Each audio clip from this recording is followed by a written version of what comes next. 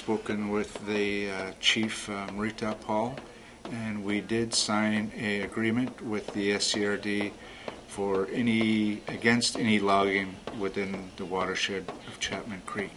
And our people feel very strongly about it, and that's our land. We always have stated it's our land, and that's our drinking water, and it's the whole Sunshine Coast drinking water, community water, and we're not in favor of it. And we'll stand up for it and stand by the local community in trying to help protect the drinking water of the Sunshine Coast.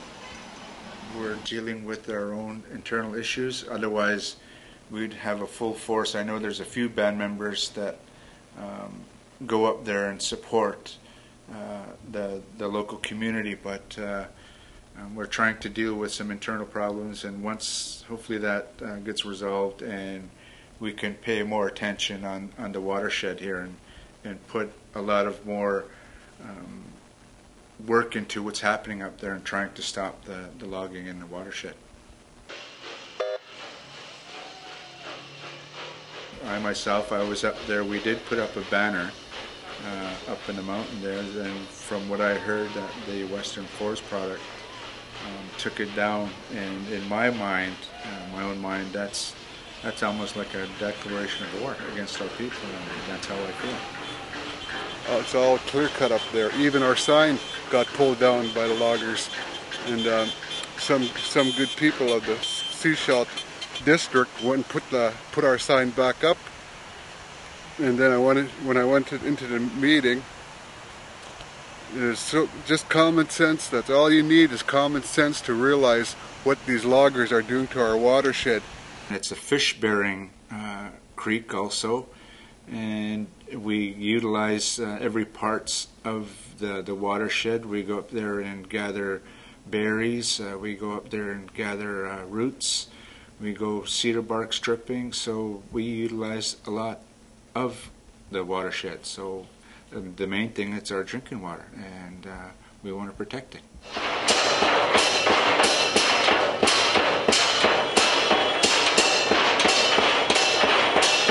Obviously, the gravity is going to come down and pull everything down.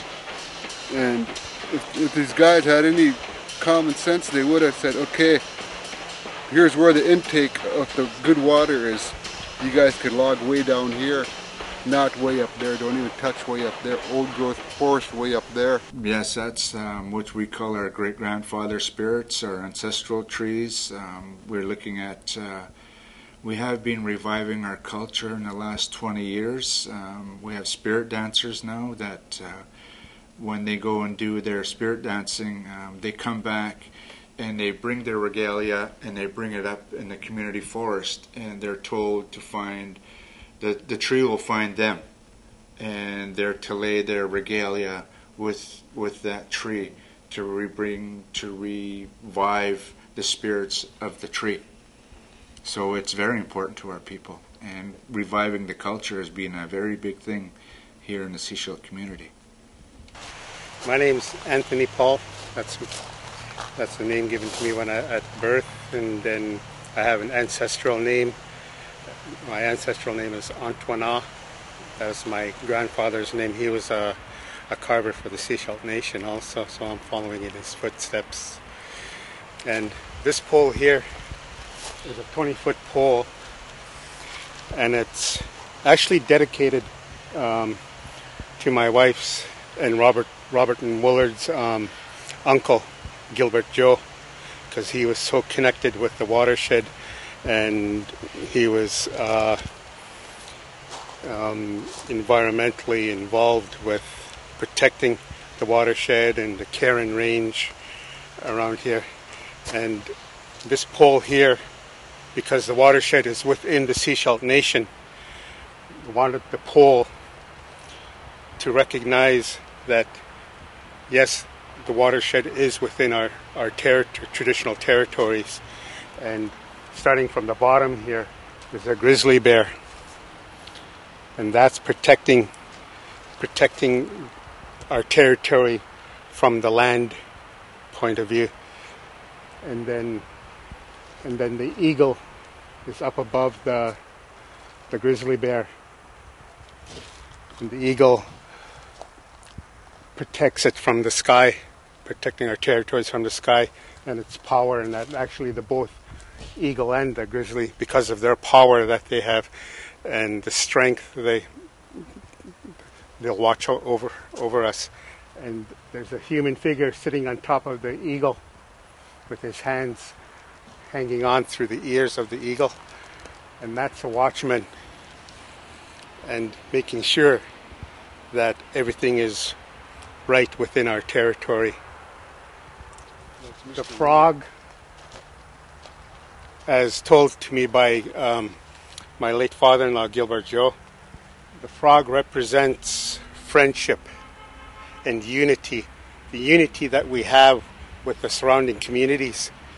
So that's why I got the frog there, and the eagle has got his wings semi wrapped around the frog, and that's protecting that unity also within our nation and the surrounding community. And they are still trying to make arrangements with the Sunshine Coast Regonal District to have it set up wherever it's appropriate. I heard up at the reservoir, and they even discussed having it at the mouth of Chapman Creek.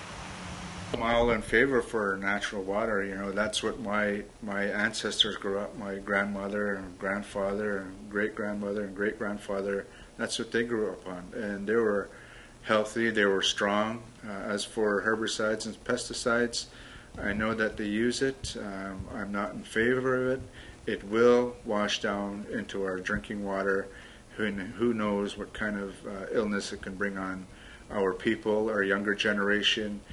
We are doing a land use plan. We've been working on it for 18 months, maybe longer, and looking at our own policies on pest management plan and trying to have a moratorium or even outright ban on herbicides and pesticides in certain areas within our traditional territory.